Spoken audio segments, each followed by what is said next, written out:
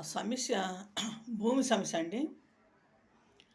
ఇది నేను పదే పదే అర్జీలు పెడుతూనే ఉన్నాను అధికారులకి. ఎన్ని అర్జీలు పెట్టా కూడా నాకు ఎటువంటి సమాధానం రావట్లేదు. మెసేజ్లు మట్టుకు పెడుతున్నారండి. మీకు న్యాయం జరిగిద్ది, మీకు సాల్వ్ అయ్యిద్ది అని మాకు మెసేజ్లు వస్తున్నాయి. అట్లా మెసేజ్ ఎన్నిసార్లు పెడతారండి వాళ్ళు? ఇప్పుడు ఒకసారి పెట్టారు, రెండుసార్లు పెట్టారు, మెసేజ్లు చేయాలి, ఆ పని చేయాలి. ఇప్పుడు అర్జీ పెట్టి ఒక 3 నెలలు అవుతుంది, 2 నెలలు అవుతుంది. 3 నెలల తర్వాత ఒక మెసేజ్ పంపిస్తారు, మళ్ళీ 2 నెలల తర్వాత ఒక మెసేజ్ పంపిస్తారు. ఇట్లా మెసేజ్లు ఎన్నిసార్లు పెడతారు? వాళ్ళు ఏదన్నా పరిష్కారం చేయాలి కానీ అది భూమి సమస్య అంటున్నాము, మాకు న్యాయం చేయండి అడుగుతున్నాం. మేము అంతగానో తిరుగుతున్నాం. ఆ భూమి పని మేము తిరుగుతుంటే వీళ్ళు పొద్దుగా మెసేజ్ పెడతారు. ఎన్నిసార్లు పెడతారు మెసేజ్లు? ఎన్నిసార్లు పెడతారు?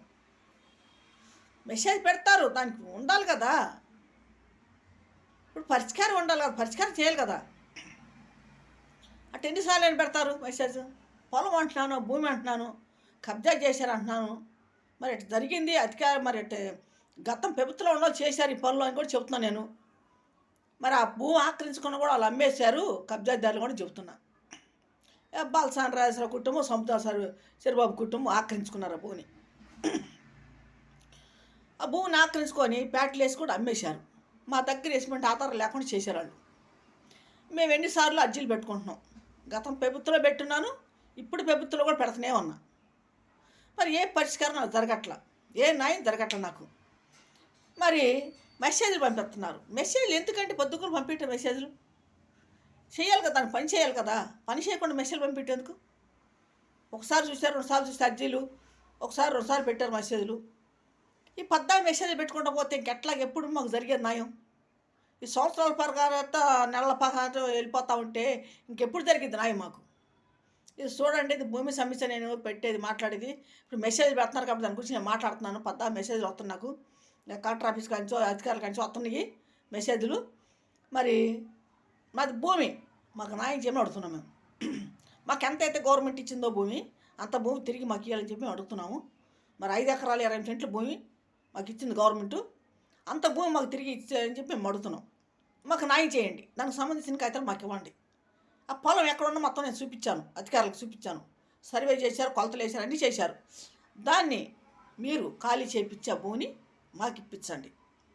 మేము ఇదే అడుగుతున్నాం. బద్దాకాలం పదే పదే ఇదే అడుగుతున్నాం. అమ్ముకున్న వాళ్ళు అమ్ముకోండి అంటున్నారు. మేము అసలు అమ్మలేదు, కబ్జా చేశారు. మా ఇంట్లో ఇద్దరు సాగు కొట్టేశారు ఆ భూముల కోసం. నేను ఎంతగానో చెబుతున్నా, వింటలేదు అధికారులు కూడా. నేను ఎంతగానో మాట్లాడుతున్నా. ఎన్నిసార్లు పెడుతున్నా అర్జీలు నేను. చంద్రబాబు వారి దగ్గర, లోకేష్ బాబు దగ్గర, పవన్ కళ్యాణ్ దగ్గర, కలెక్టర్ ఆఫీసులో, ఎంఆర్ ఆఫీసులో, మున్సిపాలిటీ కమిషనర్ కాడ ఇన్నిసార్లు నేను పెట్టుకుంటూ వస్తున్నాను అర్జీలు. మాకు ఎటువంటి పరిష్కారం న్యాయం జరగట్లా. మరి 2019లో దాన్ని ప్యాట్లు వేసి కూడా అమ్మేశారు వాళ్ళు. ఇది గతం ప్రభుత్వంలో ఉన్న వాళ్ళు ఆక్రమించుకున్నారు ఆ భూమిని కూడా. ఆక్రమించుకొని కబ్జా చేసి దాన్ని ఒక రౌడీసింగా, గొండసింగా మరి జరిగింది ఇది. ఆ భూమిని మాకు తిరిగి ఇప్పిస్తారని చెప్పి మేము అధికారులను కోరుకుంటున్నాము. మరి మాకు న్యాయం చేయండి. ఇది గుంటూరు జిల్లా తాడేపల్లి, మరి బోసబొమ్మ సెంటర్, 17వ వార్డు. నా పేరు శాంతి అండి. భూమి సమస్య నాది.